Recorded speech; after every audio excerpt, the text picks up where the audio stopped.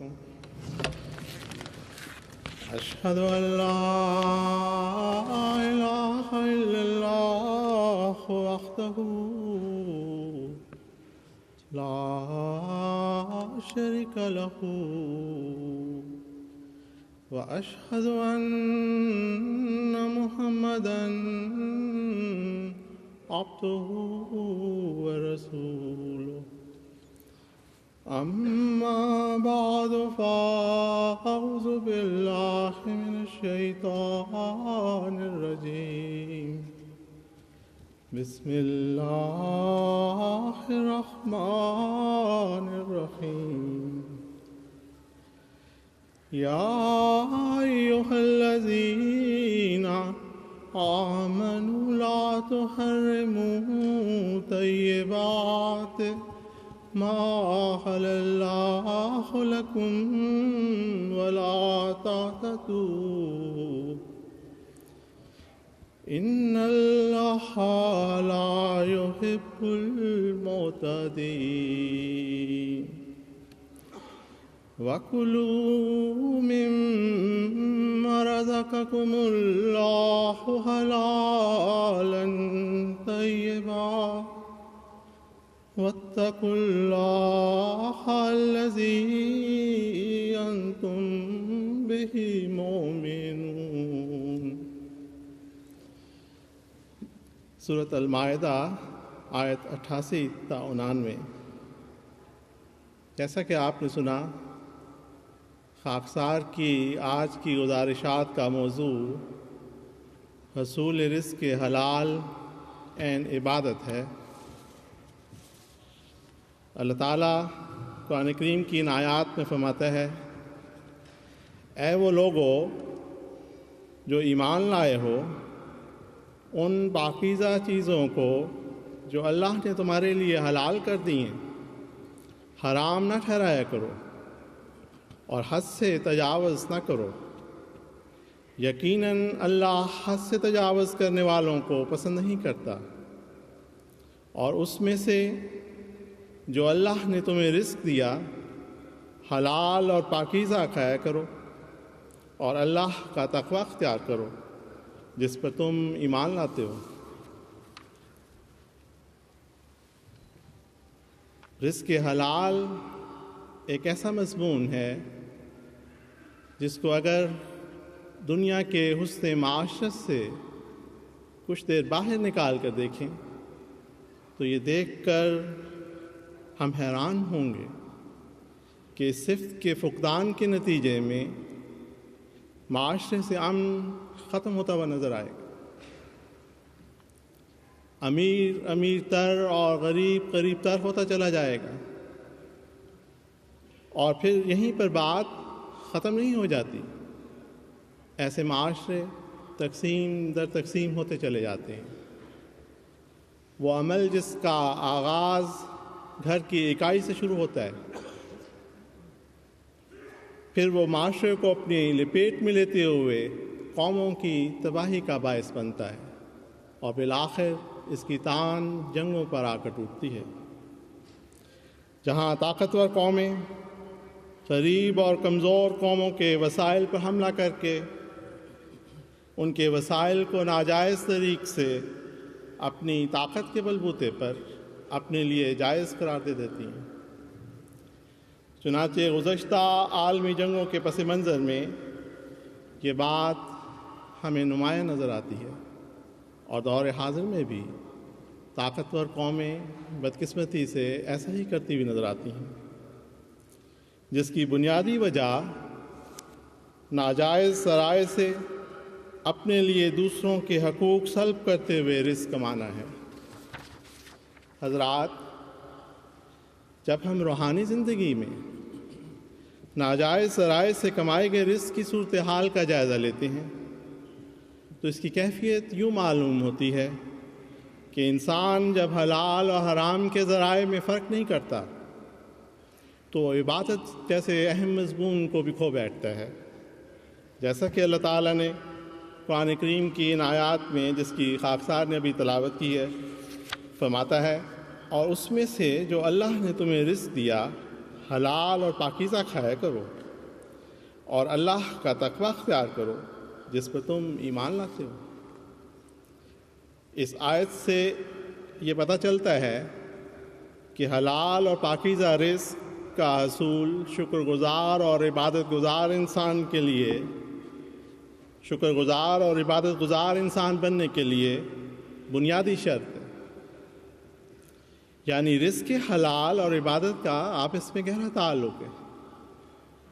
کسب حلال ایک ایسی عبادت ہے جس کے اوپر تمام عبادات کی قبولیت کا انحصار ہے۔ یعنی اگر رزق کا حصول جائز ذرائع سے ہوگا تو ایسے شخص کی عبادات خدا کے ہاں قبول ہو سکتی ہیں، اور اگر اس کا رزق ناجائز ذرائع سے ہوگا تو اس کی کوئی عبادت خدا کے ہاں قبولیت کا درجہ نہیں رکھتی۔ احادیث میں آتا ہے کہ حضور صلی اللہ علیہ وآلہ وسلم نے فرمایا کہ رزق حرام کھا کر عبادت کرنا ایسا ہے جیسے ریت یا پانی پر گھر بنایا جائے۔ نیز آپ نے فرمایا حرام کھانے والے کی عبادت قبول نہیں ہوتی۔ ایک اور روایت کے مطابق حضرت سعد بن ابی وقاص رضی اللہ تعالیٰ عنہ نے حضور صلی اللہ علیہ وآلہ وسلم سے عرض کیا کہ یا رسول اللہ صلی اللہ علیہ وآلہ وسلم، آپ میرے لیے دعا کریں کہ اللہ تعالیٰ مجھے مستجاب الدعوات بنا دیں، یعنی اللہ تعالیٰ میری دعاؤں کو سنا کرے اور میری دعائیں اس کے ہاں قبول ہوا کریں۔ جانتے ہیں حضور صلی اللہ علیہ وآلہ وسلم نے کیا جواب دیا؟ آپ صلی اللہ علیہ وآلہ وسلم نے فرمایا، اے سعد، حلال کھانا کھاؤ، تمہاری دعائیں قبول ہونے لگیں گی۔ نیز فرمایا، جب بندہ اپنے پیٹ میں حرام لقمہ ڈالتا ہے تو 40 دن تک اس کا کوئی عمل قبول نہیں ہوتا۔ آج اگر ہم دنیا پر نظر دوڑائیں تو ہر طرف بے چینی، بے سکونی اور بے اطمینانی ہے۔ گھروں کی صورتحال کو دیکھیں تو بے سکون ہے۔ گھر کا قوام اس فکر میں ہے کہ محنت سے کما کر لاتا ہوں، لیکن بچوں اور جیون ساتھیوں سے آنکھوں کی ٹھنڈک عطا نہیں ہو رہی۔ بظاہر ساری دنیاوی آسائشیں میسر ہیں، لیکن عائلی مسائل ہیں تو بڑھتے چلے جاتے ہیں، تربیتی مسائل ہیں تو ان میں اضافہ ہوتا چلا جا رہا ہے۔ لیکن یہ نادان انسان جائز اور ناجائز کے فرق سے بے خبر اس مضمون کو بھول جاتا ہے کہ بچوں اور جیون ساتھیوں سے آنکھوں کی ٹھنڈک حاصل کرنے کے لیے اسے متقیوں کا امام بننا ضروری ہے، اور اس کے لیے بنیادی شرط وہ رزق ہے جس سے ہم اپنے بچوں کی پرورش کرتے ہیں۔ وہ ذرائع آمد ہیں جن پر ہمارے گھر چلتے ہیں، کہ کیا وہ لقمہ جو ہم اپنے اہل و عیال کو کھلاتے ہیں وہ خدا کو حاضر ناظر جان کر جائز اور حلال ذریعے سے کمایا گیا۔ لہٰذا ہم پر واجب ہے کہ ہم اپنے رزق کے حصول میں تقوی سے کام لینے والے ہوں۔ بظاہر ایک شخص محنت سے کام کرتا ہے، لیکن بعض اوقات دانستہ اور بعض اوقات نادانستہ طور پر دوسروں کے حقوق سلب کر رہا ہوتا ہے۔ بظاہر محنت سے رزق کی حصول کی کوشش کرتا ہے اور رزق بھی حاصل کرتا ہے، لیکن زیادہ آسائشوں اور زیادہ رزق کی خواہش میں حکومت کو دھوکہ دیتے ہوئے اپنی اصل کمائی ظاہر نہیں کرتا، اور دوسری طرف غرباء اور ضرورت مندوں کے سوشل فنڈ سے ناجائز مدد حاصل کرتا ہے، اور بعض صورتوں میں خود کمانے کے قابل ہونے کے باوجود اس فنڈز کو اپنے لیے اس لیے بھی جائز قرار دے دیتا ہے کہ مجھے اپنی اہلیت اور تعلیم کے مطابق کام نہیں مل رہا، اور اپنی اہلیت سے کم کام کرنے کے لیے تیار نہیں۔ لہٰذا یہ غرباء اور ضرورت مندوں کا فنڈ اپنے لیے جائز سمجھتا ہے، اور یوں اپنے رزق کو اپنے اور اپنے اہل و عیال کے لیے ناجائز بنا لیتا ہے۔ جس کی تنبیہ اللہ تعالیٰ نے قرآن کریم میں یوں بیان فرمائی ہے۔ اللہ تعالیٰ فرماتا ہے وَلَا تَأْكُلُوا أَمْوَالَكُمْ بَيْنَكُمْ بِالْبَاطِلِ، اور اپنے اموال اپنے درمیان جھوٹ اور فریب سے مت کھایا کرو۔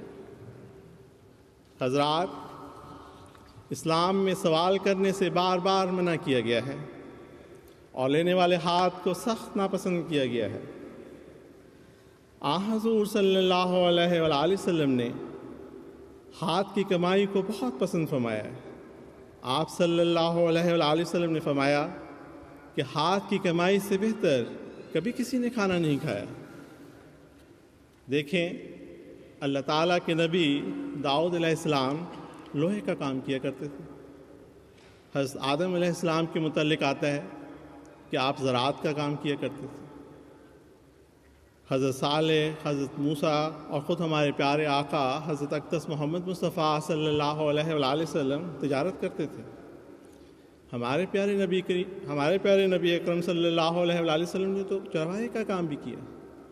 بس اس میں ہمارے لیے یہ پیغام ہے کہ ہاتھ کی کمائی کر کے جائز طریق پر رزق کمانے سے، چاہے وہ پیشہ چھوٹا ہو یا بڑا ہو، اس میں انسان کی عظمت ہوتی ہے۔ اور مانگ کر اور حکومت کے فنڈ سے مستحق نہ ہو کر بھی حصہ لینا ہمارے لیے ناجائز ہے۔ لیکن جب انسان خدا کے اس حکم کی نافرمانی کرتا ہے اور ایسے ناجائز ذرائع سے حاصل کردہ رزق سے اپنے بچوں کی پرورش کرتا ہے تو اس کے بد اثرات کے نتیجے میں وہ اپنے اہل و عیال سے آنکھوں کی ٹھنڈک سے بھی محروم ہو جاتا ہے، کیونکہ وہ بچے جو ایسی کمائی پر پلتے ہوں جو کسی کو دھوکہ دے کر حاصل کی گئی، وہ دھوکہ دینے والے ہی بن جاتے ہیں۔ وہ جن کی پرورش پر کسی کا حق چھین کر خرچ کیا گیا، وہ دوسروں کے حقوق کی تو کیا حفاظت کریں گے، وہ دوسروں کے حقوق چھیننے والے بن جاتے ہیں۔ ایسی اولادیں والدین کی نافرمان تو بنتی ہی ہیں، خدا کی نافرمان بھی بن جاتی ہیں، کیونکہ اسلامی تعلیمات کے مطابق حرام خوری منفی اثر پیدا کرتی ہے۔ اور یہی سبب ہے کہ اللہ تعالیٰ نے انبیاء علیہ السلام کو مخاطب کر کے قرآن کریم میں فرمایا یا ایھا الرسول کلوا من الطیبات واعملوا صالحا انی بما تعملون علیم، کہ اے رسولو، پاکیزہ چیزوں میں سے کھایا کرو اور نیک اعمال بجا لاؤ، جو کچھ تم کرتے ہو اس کا میں یقیناً دائمی علم رکھتا ہوں۔ اس آیت میں اللہ تعالیٰ نے اپنے انبیاء علیہ السلام کو پہلے حلال اور طیب رزق کھانے کی ہدایت کی ہے اور پھر اچھے اعمال کا حکم دیا، جس سے معلوم ہوتا ہے کہ حلال خوری نیک اعمال کے لیے مددگار ہے۔ یعنی نیک اعمال اس وقت تک نہ ہوں گے جب تک حلال نہ کھایا جائے۔ یوں حرام کمائی سے اپنے بچوں کی پرورش کرنے والے کی دنیا بھی برباد ہو جاتی ہے اور خدا کے حکم کی نافرمانی کی صورت میں آخرت بھی برباد ہو جاتی ہے۔ حضور صلی اللہ علیہ وآلہ وسلم نے ایک موقع پر فرمایا قیامت کے دن وہ شخص بدترین حال میں آئے گا جس نے دوسروں کی دنیا بہتر بنانے کی خاطر اپنی آخرت تباہ کر لی۔ یعنی وہ لوگ جو اپنے بیوی بچوں اور دوستوں کی خاطر ان کی ناجائز اور بے جا فرمائشیں پوری کرنے کے لیے جب ناجائز ذرائع سے کماتے ہیں تو قیامت کے دن بدترین حال میں اٹھائے جائیں گے۔ حضرات، رزق کے حوالے سے ہمیں ایک چیز اپنے ذہن نشین کر لینی چاہیے کہ اللہ تعالیٰ نے ہر ذی روح کا رزق اس کے دنیا میں آنے سے پہلے ہی مقرر کر دیا ہے، اور ہمارا اس بات پر کامل ایمان اور یقین ہونا چاہیے کہ جو رزق اللہ تعالیٰ نے ہمارے لیے مقرر کر دیا ہے وہ رزق حاصل کیے بغیر ہم اس دنیا سے رخصت نہیں ہوں گے۔ حدیث میں آتا ہے کہ حضور صلی اللہ علیہ وآلہ وسلم نے فرمایا، اے لوگو، اللہ سے ڈرو اور دنیا کی تلاش میں اعتدال سے کام لو، اس لیے کہ کوئی چیز ہرگز نہ مرے گا یہاں تک کہ اپنی روزی لے لے، اگرچہ وہ روزی اس کو کچھ وقت بعد ملے۔ اس لیے اللہ سے ڈرو اور دنیا میں اعتدال سے کام لو، اور حلال حاصل کرو اور حرام چھوڑ دو۔ اللہ تعالیٰ نے قرآن کریم میں مختلف جگہوں پر اس مضمون کو خوب کھول کر ہمارے سامنے بیان کیا۔ چنانچہ سورۃ الحجر آیت 20 میں فرماتا ہے، وَجَعَلْنَا لَكُمْ فِيهَا مَعَائِشَ وَمَا لَسْتُمْ لَهُ بِرَازِقِينَ، اور ہم نے اس میں تمہارے لیے معیشت کے سامان بنائے اور ان کے لیے بھی جن کے تم رازق نہیں۔ پھر فرماتا ہے، وَمَا مِن دَابَّةٍ فِي الْأَرْضِ إِلَّا عَلَى اللَّهِ رِزْقُهَا، اور زمین میں کوئی چلنے پھرنے والا جاندار نہیں مگر اس کا رزق اللہ پر ہے۔ ایک اور جگہ فرمایا، ان اللہ هو الرزاق ذو القوة المتین، یقیناً اللہ ہی ہے جو بہت رزق دینے والا، صاحب قوت اور مضبوط صفات والا ہے۔ ایک دوسری جگہ فرماتا ہے، وَفِي السَّمَاءِ رِزْقُكُمْ وَمَا تُوعَدُونَ، اور آسمان میں تمہارا رزق ہے اور وہ بھی ہے جس کا تم وعدہ دیے جاتے ہو۔ نیز سورۃ رات میں فرمایا، اللہ یبسط الرزق لمن یشاء ویقدر، اللہ جس کے لیے چاہے رزق کشادہ کرتا ہے اور تنگ بھی کرتا ہے۔ پس حضرات، جب رزق دینا خدا کا کام ہے، اس کا کم یا زیادہ ہونا بھی خدا کے ہاتھ میں ہے، تو پھر ہمیں ناجائز ذرائع کو اپناتے ہوئے رزق کے حصول کی کوشش نہیں کرنی چاہیے، کیونکہ انسان جب خدا کے علاوہ ناجائز ذریعے پر بھروسہ کر کے زیادہ رزق کمانے کی کوشش کرتا ہے تو نادانستہ طور پر اپنے رب پر بدگمانی کرتا ہے، کہ اگر اپنے رب سے ڈرتے ہوئے اس کی اطاعت کرتا اور کسب حلال کی کوشش کرتا تو اس کو اتنا مال نہ ملتا جتنا اس نے غلط طریق سے حاصل کر لیا ہے۔ دوسرے وہ خدا کو ہر چیز کا مالک نہ سمجھتے ہوئے ناجائز ذرائع کو مددگار سمجھ کر شرک میں مبتلا ہو جاتا ہے۔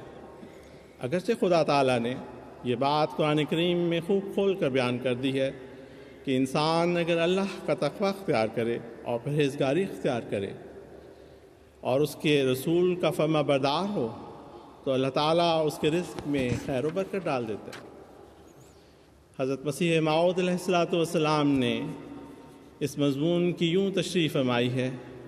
آپ علیہ السلام فرماتے ہیں کہ مومنوں سے اللہ تعالیٰ نے قرآن کریم میں وعدے کیے ہیں، وَمَن يَتَّقِ اللَّهَ يَجْعَل لَّهُ مَخْرَجًا وَيَرْزُقْهُ مِنْ حَيْثُ لَا يَحْتَسِبُ وَمَن يَتَوَكَّلْ عَلَى اللَّهِ فَهُوَ حَسْبُهُ، اور جو اللہ سے ڈرے اس کے لیے وہ نجات کی کوئی راہ بنا دیتا ہے اور وہ اسے وہاں سے رزق عطا کرتا ہے جہاں سے وہ گمان بھی نہیں کرتا، جہاں سے وہ گمان بھی نہیں کر سکتا، اور جو اللہ پر توکل کرے وہ اس کے لیے کافی ہے۔ پھر فرماتا ہے، وَفِي السَّمَاءِ رِزْقُكُمْ وَمَا تُوعَدُونَ، اور آسمان میں تمہارا رزق ہے اور وہ بھی ہے جس کا تم وعدہ دیے جاتے ہو۔ پھر حضرت مسیح موعود علیہ السلام فرماتے ہیں کہ پھر اللہ تعالیٰ اپنی ذات کی قسم کھاتا ہے کہ فَوَرَبِّ السَّمَاءِ وَالْأَرْضِ إِنَّهُ لَحَقٌّ، کہ آسمان اور زمین کے رب کی قسم یہ وعدہ سچ ہے۔ ملفوظات جلد 2 صفحہ 252۔ پس حضرات، خدا کے ان وعدوں کے بعد پھر مال کے حصول کے لیے ناجائز اور حرام ذرائع اختیار کرنا کس مومن کو زیب دیتا ہے؟ حضرت مسیح موعود علیہ السلام مزید فرماتے ہیں، خدا تو وہ خدا ہے جو ایسا رحیم و کریم ہے کہ جو اس کا انکار کرتے ہیں ان کو بھی رزق دیتا ہے۔ کیا سچ کہا، دوستاں را کجا کنی محروم، تو کے بعد دشمنا نظرداری، کہ جب وہ دشمنوں کو محروم نہیں کرتا تو وہ دوستوں کو کب ضائع کر سکتا ہے؟ حضور فرماتے ہیں کہ جب وہ دشمنوں کو محروم نہیں کرتا تو وہ دوستوں کو کب ضائع کر سکتا ہے؟ ملفوظات جلد 6 صفحہ 91۔ لیکن معزز سامعین، ہمیں اپنے اس محبوب پر توکل کر کے اسے آزمانا تو چاہیے۔ بعض اوقات محبوب تک پہنچنے کے لیے خاردار راستوں سے بھی گزرنا پڑتا ہے۔ اب یہ مومن کی شان ہے کہ وہ ان کانٹوں سے اپنے وجود کو کیسے بچاتا ہے۔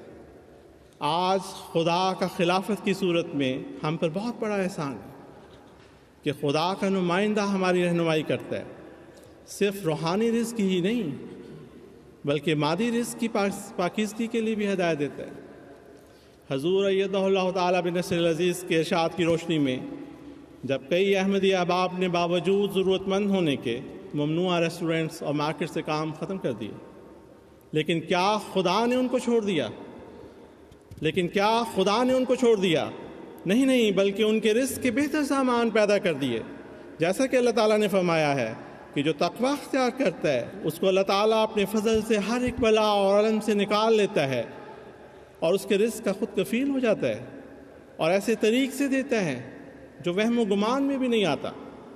بس آج ضرورت اس بات کی ہے کہ ہم خلافت سے اپنے تعلق کو مضبوط سے مضبوط تر کرتے چلے جائیں۔ خلافت احمدیہ، اسلام احمدیت، نعرہ تکبیر۔ بس آج اس بات کی ضرورت ہے کہ ہم خلافت سے اپنے تعلق کو مضبوط سے مضبوط تر کرتے چلے جائیں، خلیفہ وقت کے ارشادات کو غور سے سنیں، اور صرف غور سے ہی سننا ہمارے لیے کافی نہیں بلکہ غور سے سن کر اس کو اپنی عملی زندگیوں کا حصہ بنائیں، کیونکہ خلیفہ وقت کا ہاتھ وقت کی نفس پر ہوتا ہے۔ آج وہ دور ہے جب حدیث کے مطابق حضور صلی اللہ علیہ وآلہ وسلم نے فرمایا ایسا زمانہ آئے گا کہ جب آدمی پرواہ نہ کرے گا کہ اس کا رزق حلال ہے یا حرام۔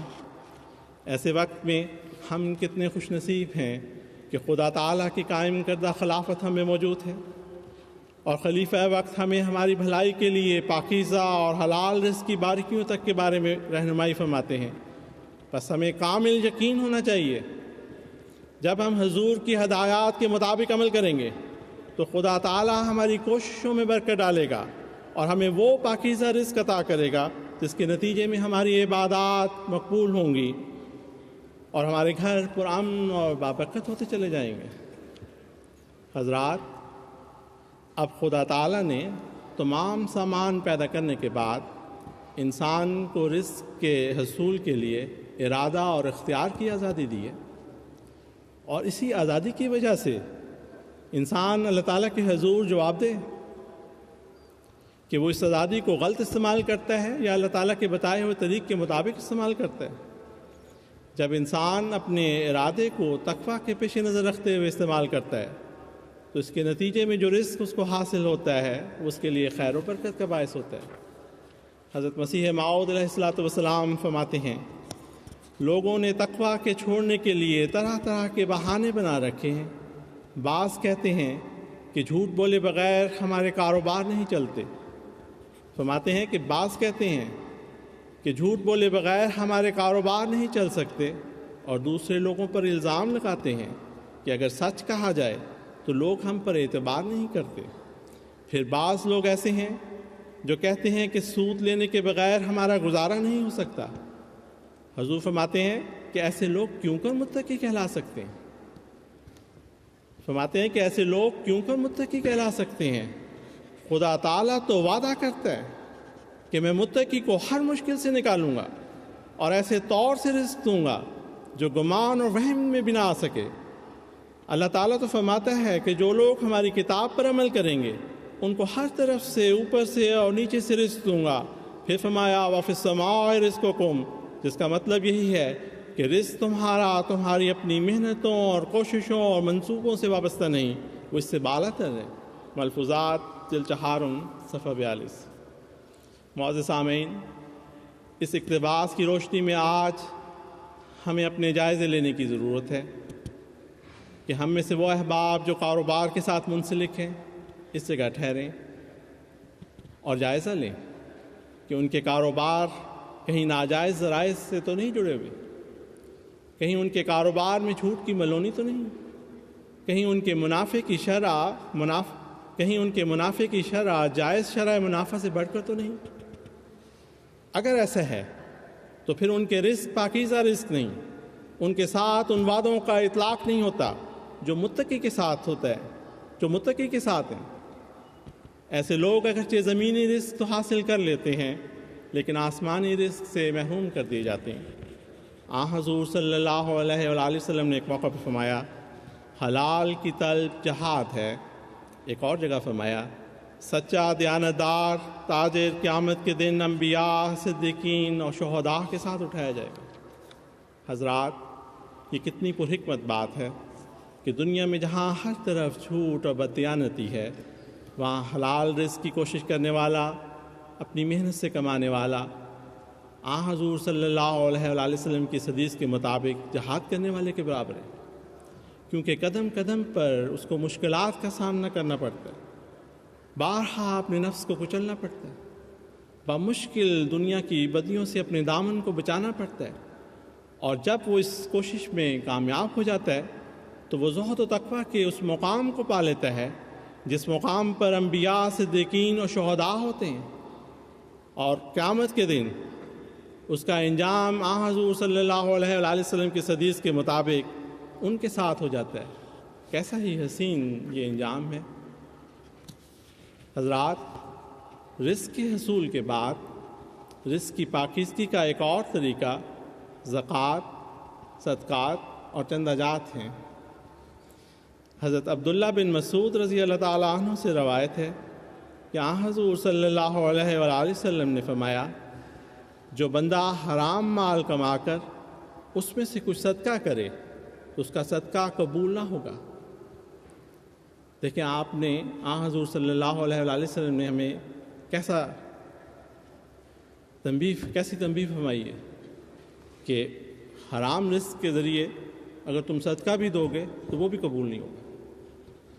فرماتے ہیں جو بندہ حرام مال کما کر اس میں سے کچھ صدقہ کرے تو اس کا صدقہ قبول نہ ہوگا، اور جو اس مال سے خیرات کرے تو اس کے لیے کوئی برکت کا باعث نہ ہوگی، اور اپنے بعد جو حرام مال چھوڑے گا وہ اسے جہنم میں لے جانے والا ہوگا۔ دیکھیں حرام مال کی ناپسندیدگی کا یہ عالم ہے کہ خدا تعالیٰ نے حرام مال سے صدقے کو بھی قبول نہیں کیا، اور حضور صلی اللہ علیہ وآلہ وسلم نے کیسا کھول کر اس مضمون کو ہمارے سامنے بیان کیا ہے۔ ایک اور جگہ پر حضور صلی اللہ علیہ وآلہ وسلم فرماتے ہیں کہ اللہ پاک ہے اور پاکی کو قبول کرتا ہے۔ معزز سامعین، اپنے مال میں سے ایک حصہ خدا کی راہ میں خرچ کرنا مومن کے ایمان کی صداقت پر مہر لگاتا ہے، کیونکہ خدا تعالیٰ فرماتا ہے لن تنالوا البر حتى تنفقوا مما تحبون، کہ تم کامل نیکی کو ہرگز نہیں پا سکتے جب تک کہ اپنی پسندیدہ اشیاء میں سے خدا کے لیے خرچ نہ کرو، اور پھر کس میں سے خرچ کرو؟ مما رزقناہم ینفقون، اس رزق میں سے جو خدا نے تمہیں دی ہے۔ حضرت مسلم موعود رضی اللہ تعالیٰ عنہ نے اس آیت کی تفسیر بیان کرتے ہوئے فرمایا کہ مما رزقناہم ینفقون سے یہ بھی استدلال ہوتا ہے کہ انسان کو حلال اشیاء خرچ کرنی چاہیے، یہ نیکی نہیں کہ حرام مال یا حرام اشیاء خرچ کرے۔ بعض لوگ رشوتیں لے کر، بعض ڈاکے ڈال کر مال جمع کرتے ہیں اور غریبوں میں تقسیم بھی کرتے ہیں اور سمجھتے ہیں کہ وہ نیکی کر رہے ہیں، حالانکہ بدی سے صرف بدی پیدا ہو سکتی ہے۔ حضور فرماتے ہیں کہ حالانکہ بدی سے صرف بدی پیدا ہو سکتی ہے، نیکی نہیں۔ ایسے لوگ بدیوں کی بنیاد رکھتے ہیں، ان کا صرف اس قدر کام تھا جو خدا تعالیٰ نے ان کو دیا تھا اس میں سے خرچ کرتے۔